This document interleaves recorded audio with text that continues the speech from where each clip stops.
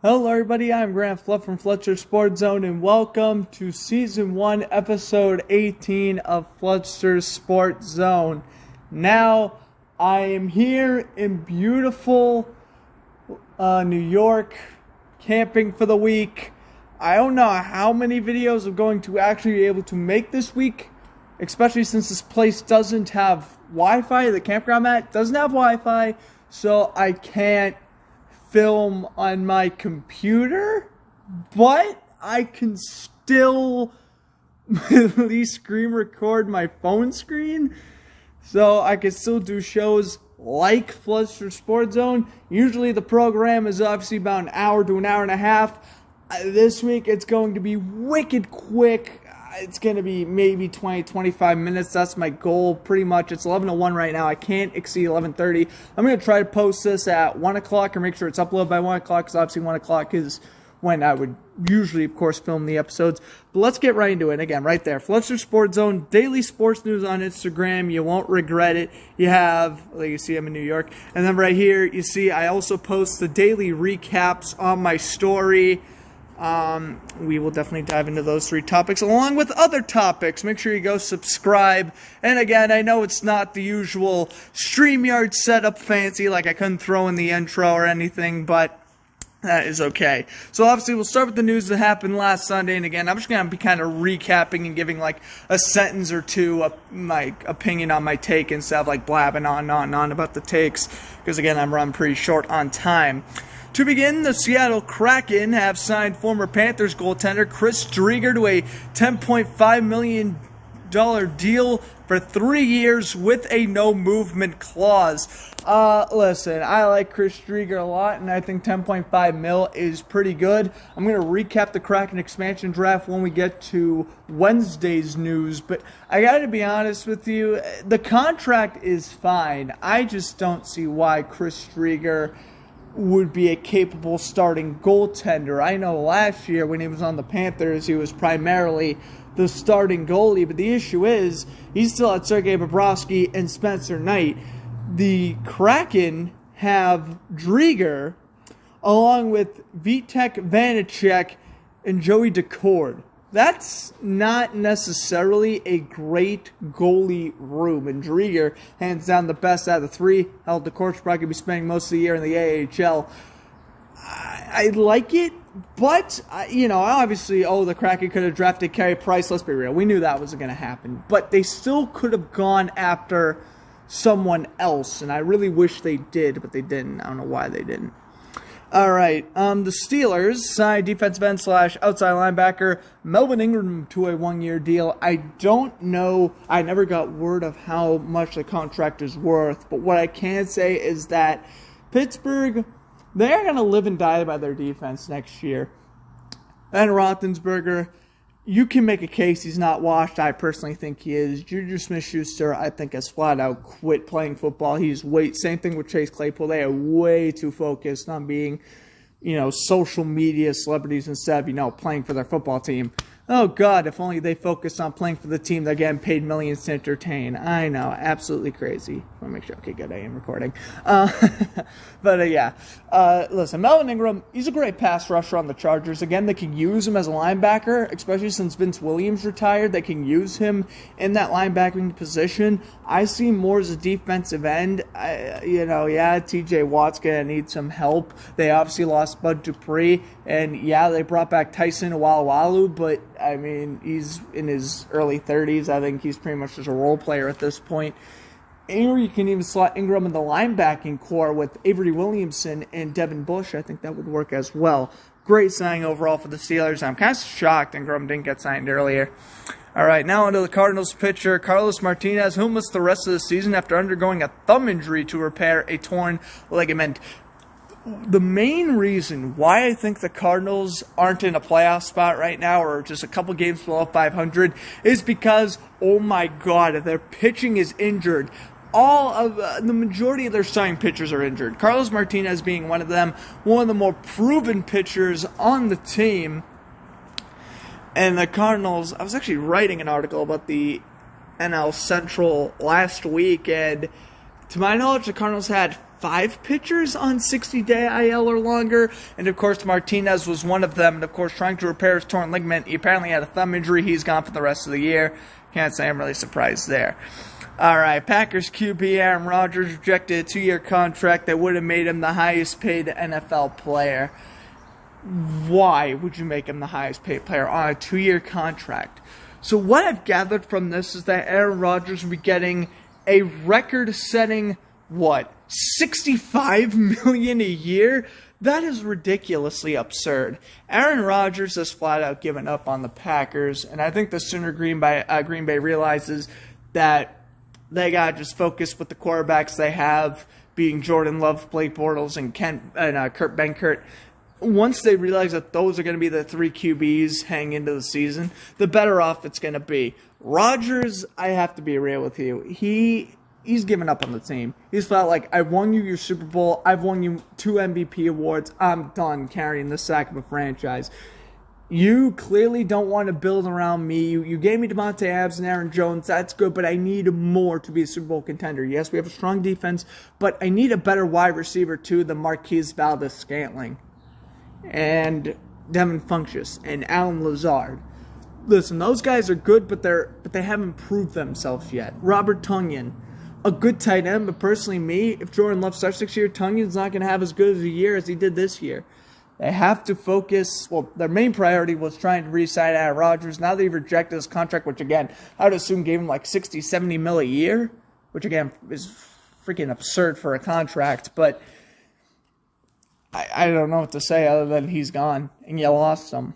And, I'm hearing some places where Rodgers may retire next week. I don't think that's going to be the case, but we'll see. All right, Rams running back Cam Akers suffered a torn Achilles during training, and he will miss the entire season. That sucks. There goes the Rams starting running back 1.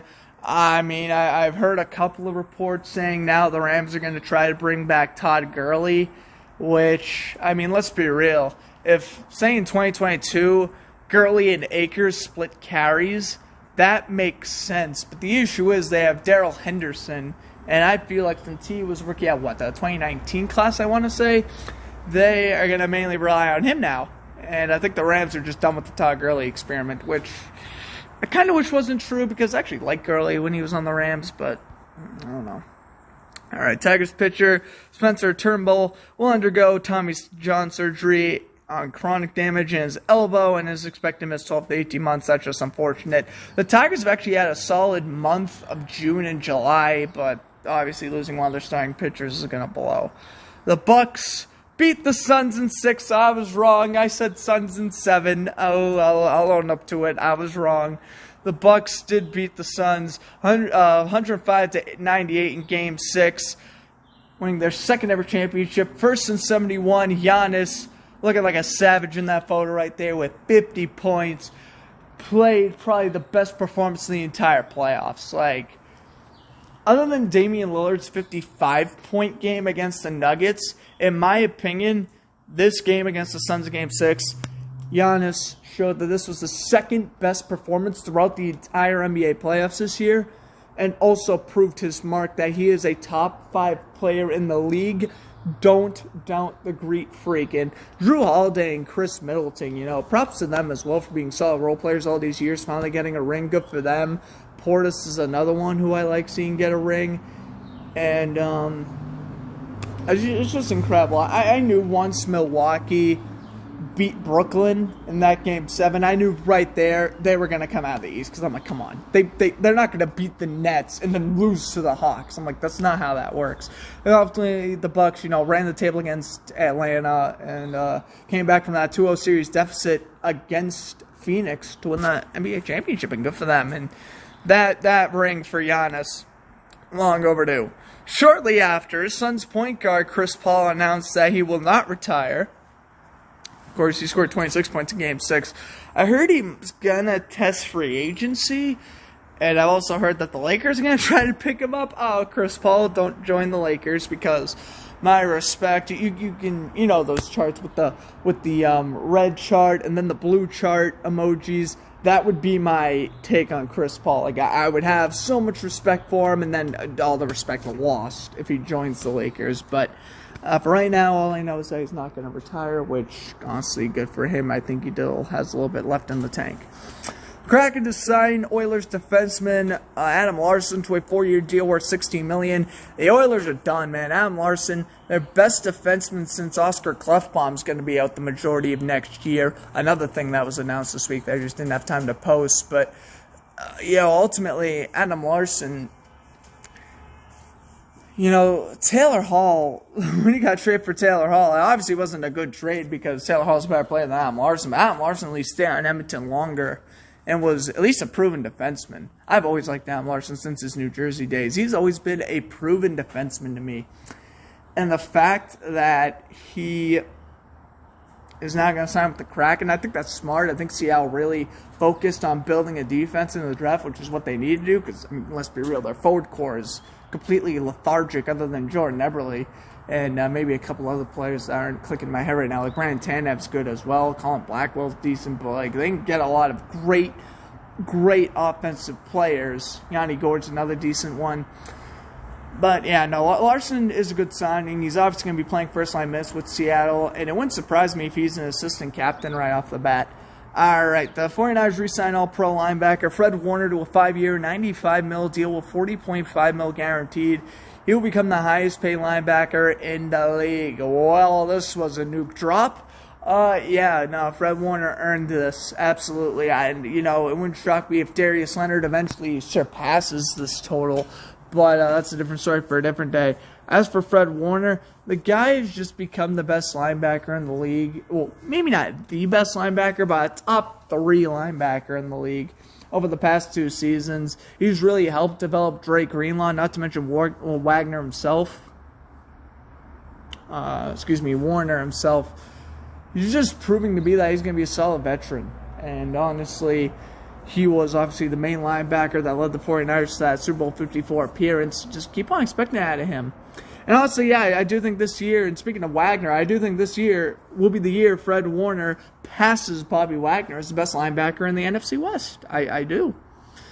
All right. The Mets traded outfielder Billy McKinney to the Dodgers for minor league outfielder Carlos Racon and cash. Billy McKay, I know a lot of Mets fans like them coming over from the Brewers. I like them, but is what it is. I'm not going to lose sleep over that trade. The Kraken signed Stars defenseman Jamie Alexiak to a 5-year, $23 million deal. Just like Adam Larsson, at least Alexiak brings less of an offensive game. He's more of course, a defensive defenseman who will take the body. He's not afraid to, start fights, but he's also a good assist maker. And I think the defensemen on the Kraken really need to help out the forward core, obviously, because it seems like this forward core is not going to get them a lot of assists this year. I think the majority of the Kraken assists are going to come from their defensemen. So I think this makes sense that Alexiak is getting this contract. It's a bit steep. 5 years for a defensive defenseman is steep. I understand that. But this could work, of course, if I think they play Alexiak on the second line. Defensive pairing. I'm trying to see who they would pair him up with. I guess I can kind of... Oh, right here it is. Here's the Kraken expansion draft. Now, I think the first-line defensive core, this seems pretty obvious to me.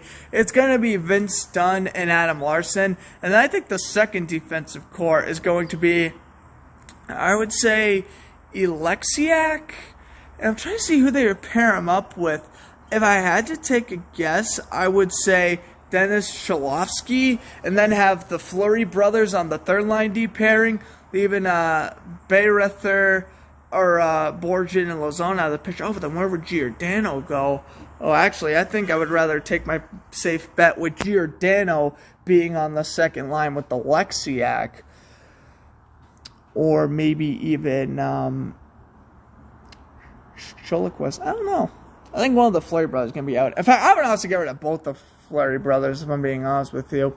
I've had to make a crack in expansion lineup, and I would put in Curtis McDermott, really. I would have the Fleury brothers as a healthy scratch, Borgen probably in AHL, same thing with Bathler, and then Jeremy Lazone, as a Bruins fan, he's not necessarily an AHL player, but he is not good and someone you want to start on a nightly basis. So I would say Jeremy Lazone would pretty much be the healthy scratch. Same thing with Carson Sorcy. They got a lot of decent defensemen. A lot of at least play-worthy defensemen. In fact, I think they got too much defensemen. I'm looking at their forward court. I'm saying they have probably right now a top 15 defense in the league, but their forward court is like 30th or 29th out of 32. I think they just drafted too much prospects on the forward core where they should have been drafting prospects on the defensive side other than William Borgen and Gavin Brothier. At least that's what I think. I mean, they got Cole Lind, Alexander True, Carson Towarski, Nathan Babson's still young. It's like, what'd you do? Tyler Pitlick, I mean, they got him from Arizona, but they immediately shipped him off to Calgary for a draft pick. It's like, you should have drafted more young defensemen and draft more of a proven forward core. All right, the Bruins re-signed left winger Taylor Hall to a 4-year, $24 million deal. I love this signing. And I know a lot of Bruins haters are going to be like, well, this is an overpayment for Taylor Hall. But is it really? Listen, in Edmonton, in New Jersey, in Arizona, in Buffalo, what do the Bruins have that those four teams didn't at the time? A winning culture, a competent head coach, confident teammates, a strong defense, a goalie for the future in Jeremy Swayman, and heck, even if they re-sign Tuukka Rask, a goalie who can at least lead you to the playoffs. The four previous teams I mentioned that Hall was on had none of that. Yes, Arizona made the playoffs once with Hall. Yes, New Jersey made the playoffs once with Hall. But those teams are bound to lose in the first round. Now, I know the Bruins had the second round demon. I ain't going to lie to you there. But here's the issue with the Bruins. It's clear the Bruins can make it out of the first round. In fact, they made it to the second round every single year since 2017. If the Bruins can get past the second round, they are destined to go to the Stanley Cup Finals. 2011, 2013, 2019, proof of this. As long as they go past the second round, they should represent the East in the finals. Should. Now, if they were to face a team like Tampa Bay next year, well, I don't know. We'll see how the season plays out before we get that far. I'm not doing a whole nother NHL season prediction probably for another month. But when you look at Taylor Hall, you know what he brings to this second line. And when you have a second line with, if you re-sign David Krejci, now that they re-signed Hall, I do think they'll re-sign David Krejci, along with Craig Smith, you have one of the fastest second lines in the league. Great wingers and a solid center. All right, I had to pause it for a second. We are back. Oilers re-signed goaltender Mike Smith to a 2-year, $4.4 million deal. I mean, he's 39, and that's all I got to say, whereas I don't know if you make this re-signing, really. Mike Smith has obviously proven that he's a decent goalie, and he is, but I still don't know if you should sign him or not. Or re-sign him, rather. Now, this trade made absolutely no sense. The Red Wings trade goaltender Jonathan Bernier in a 2021 third-round pick to the Hurricanes for goaltender Alex Nedeljkovic, and the Red Wings then re-signed Nedeljkovic to a 2-year, $6 million deal. And I gotta be real with you here. I don't agree with this one. I think that this, first off, was a great re-signing by Detroit, not wasting any time signing a man who was in the Calder race last year. But primarily, this is an awful trade for Carolina. The main reason why they wanted Jonathan Bernier is because they wanted a goaltender who's been in the playoffs before. When you have Peter Mrazek and James Reimer, it looks like Carolina wants to keep James Reimer and let go of Mrazek. That's what I've heard. I'm not entirely sure how accurate that is, though. My apologies if you can hear some truck driving by, but this trade doesn't make sense. Why would you trade away a young goaltender when you have a young core?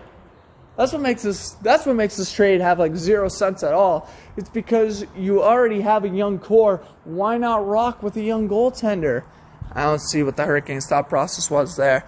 All right, the Rangers re-signed newly acquired right winger Barclay Goodrow to a 6-year, $21.6 million deal. The money isn't awful. It's not good, but it's not awful. The years is atrocious. Barclay Goodrow should be getting absolutely no more than 3 max 4 years. I would have approached, if I was the Rangers, I would approach this as Goodrow gets a 3-year deal worth like $14.5 million. That's what I would have done personally. The Flyers trade defenseman Shane Gostisbehere along with the 2022 second and 7th round pick to the Coyotes. And the Flyers get literally nothing in return. Yeah, you're saving cap. Of course, Gostisbehere was put on waivers last year, so it kind of makes sense that he was going to get traded. But the fact that he had to trade up a 2nd round pick as well just to get rid of his contract is kind of crazy. Kraken made their first trade in history. That's really not anything of note. I already mentioned that this trade was going to happen. Oh my goodness, I don't know if you guys can see the text tonight. I might have to edit that out. But, probably not going to get stung by one, but that's okay. The Kraken complete their first trade in franchise history. Left winger Taylor Pitlick goes to the Flames for 2022 4th. Well, I mean, it's not a good trade, not a bad trade. Flames got a decent third liner. Kraken got a draft pick in which they needed. Alright, the Rays trade designated hitter Nelson Cruz and pitcher Calvin Fauchery to the Rays for 2 pitchers in return, Joe Ryan and Drew Strowman. Now, I know nothing about the 3 prospect pitchers, but Nelson Cruz, being 41 years old, he wants a ring. That's all he wants right now. I honestly think he's going to retire at the end of the year. Nelson Cruz wants a ring. And Minnesota, shockingly being about, 16 games below 500 the last I checked, it was clear Cruz was going to get dealt. And now that he goes to Tampa Bay, a team who's bound to at least make a wildcard spot, not even win the AL East, it makes sense why they did this. The Rays always needed that power hitter to, kind of get him over the hump. Not saying they should have acquired Nelson Cruz last year, but they probably should have acquired Nelson Cruz last year. The Yankees demoted pitcher Brooks Christie to AAA after a nightmarish 10th inning against the Red Sox on Thursday night. Christie threw 4 wild pitches leading to the tying runner, which I believe was Devers, to go home from second plate. And Boston would end up winning 5-4 2 batters later, rather. And I gotta be real with you.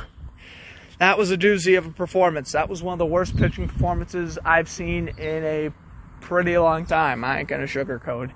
Yankees pitching has been quite awful this year. I know they beat the Red Sox last night, but the Boston is still looking like they're gonna win the series.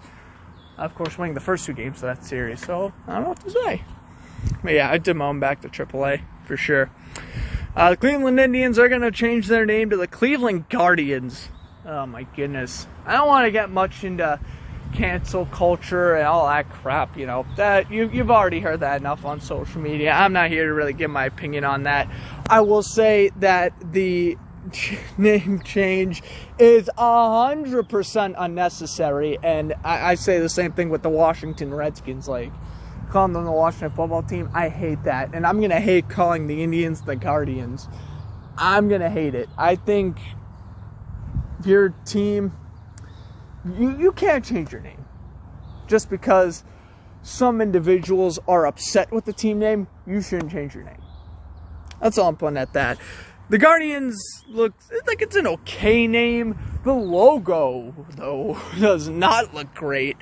But, neither here or there. I understand why they changed the name. Do I agree with it? Absolutely not. But we'll move on to the Rangers buying out Tony DeAngelo. And the fact that it even took him this long is absolutely insane. This guy is such a bad teammate. And really, the fact that he didn't get bought out the second the news was announced that he was harassing teammates is kind of stupid, to be completely honest with you.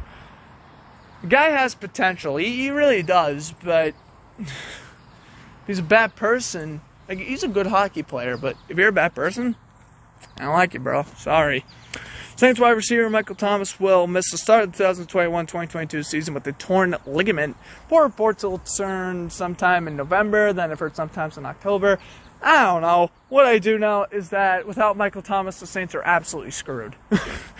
They didn't re-sign Manuel Sanders, and Traquan Smith is their wide receiver 1 until Thomas gets back, which cutthroat NFC South.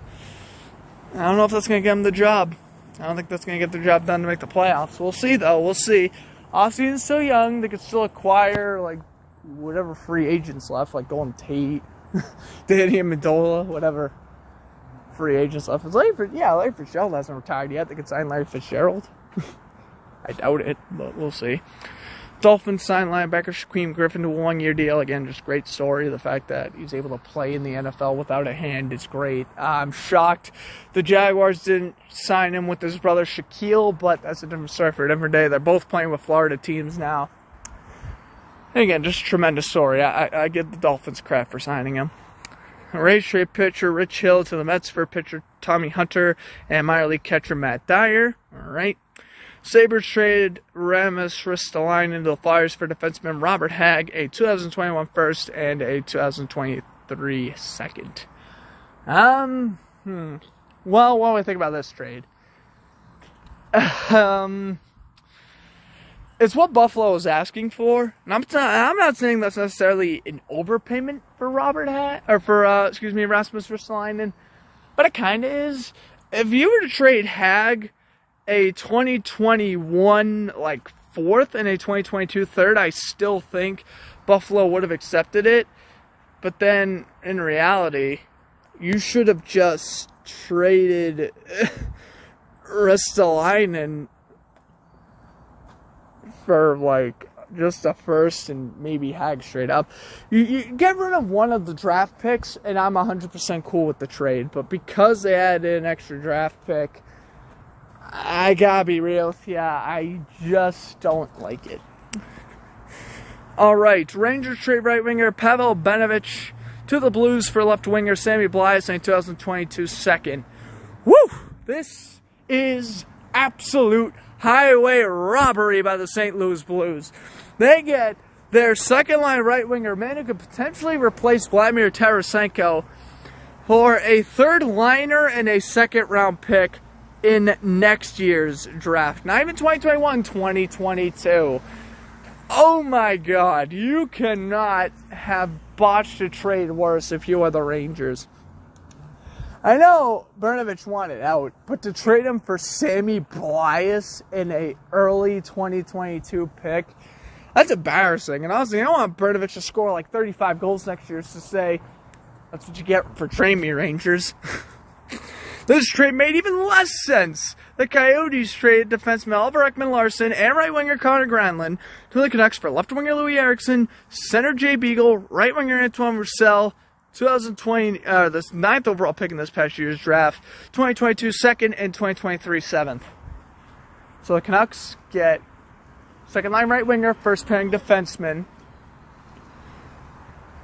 and the Canucks get 3 veteran players on expiring contracts, along with decent draft capital. I think for right now, it's safe to say that the Canucks won this trade, but depending on how the picks go, maybe in the future Arizona wins the trade. But for right now, I gotta go with the Canucks winning this deal. Granlund and OEL, they're still solid players. I know Ekman-Larsson's contracts run low, but Garland, you could re-sign him to a 3-4 year deal. And for Vancouver, I don't know. Or rather for Arizona, you're getting 3 okay players. You were in the playoff hunt, now you're not really, because you just traded away 2 of your better players for 3 players again in their mid-30s on expiring contracts. I don't agree with the trade, but they did it, and we'll see how it goes. Cowboys signed free safety Malik Hooker, that's all I know. Another bad trade. The Blue Jackets have traded defenseman Seth Jones and a 2021 second-round pick and 6th-round pick from this past year's draft to the Blackhawks for defenseman Adam Bornquist and their first-round pick, along with second-round picks and a 2021 first. The trade itself isn't awful. We knew Columbus was asking a lot for Seth Jones to begin with, and trading away high draft capital and Adam Bornquist, that makes sense. What doesn't make sense at all is the contract afterwards. Jones after the trade, like minutes after the trade wasn't even finalized yet, and Jones still signed this contract. 8 years, $76 million, nuke explosion. Oh my goodness, Chicago is in cap hell. And I do not know what to say. You overpay Seth Jones by what? 25 mil? At least? Awful. Absolutely awful. This is the NHL draft. Arizona did end up getting right winger Dylan Guenther from the Canucks trade. And now we're on to the news that happened yesterday, and I'm going to have to wrap up the show. Avalanche re-signed star defenseman Cale Makar to a 6-year deal worth $54 million. I mean, the fact that Seth Jones is getting more money than Cale Makar, and OEL is probably going to get like 10 mil less than Makar is just ridiculous. Makar, you undersold yourself, but a well-earned contract regardless. All right, the Blue Jackets trade right winger Cam Atkinson straight up for Jacob Voracek. So Voracek returns to Columbus. It's a pretty even trade. Voracek is the better player, but Cam Atkinson is a little younger. Makes sense for both teams, so I'm not going to go much into detail there. The Sabres officially traded center Sam Reinhart to the Panthers. Florida receives prospect goaltender. Buffalo. Let me go change that right there. Buffalo receives. Oh, wow. I can't believe I missed that. Buffalo receives prospect goaltender Devin Levy and a 2022 first-round pick. High draft capital, good prospect goalie, something Buffalo needs to back up Linus Allmark. And the Panthers get a good second-line player, and really maybe even a first-liner if they demote Huberdeau down to the second line. All right, Titans defensive tackle Avery Johnson has announced his retirement, heading into his 9th season. Of course, spent his previous 8 years with the Jaguars. As a Jaguar fan, I'm happy he didn't end up playing a game with our division rival. Best of luck to Avery Jones on his retirement. Another former Jaguar in the news, the Vikings are going to finalize a contract with D.D. Westbrook today on a 1-year deal. Looking forward to seeing D.D. play again. He's a great wide receiver 3, just like what he was in Jacksonville. Well, actually, in Jacksonville, he was more of a wide receiver 2. Makes sense. He's going to be behind Thielen and Jefferson. No complaints from me. And we have 2 last things here, both including the Texans. Houston traded for Bears wide receiver, Anthony Miller. And both teams include late-round draft picks. Good. That was a good trade. I'm certainly not going to complain. Good trade for the Texans. They get a decent wide receiver. It'll probably end up being their wide receiver 2, actually, next year. And the Bears probably could have gotten like a 4th for Miller, but they like to go with the cheaper pick just to get him off the team quicker. I guess that's not the worst thing in the world. And lastly, Texans quarterback Deshaun Watson is expected to report to training camp today to avoid a fine. However, he still wants to be traded. I have nothing to say there other than good thing Deshaun Watson didn't pull an Aaron Rodgers and just not show up. At least he eventually showed up. I respect he still wants the trade, but I'm just glad he showed up and, didn't act silly over this. Well, I hope everyone enjoyed the video, the condensed version of Floodsters Sports Zone. Maybe I'll try to make, I'm not sure. Maybe I'll try and make, shorter videos throughout the week. We'll see.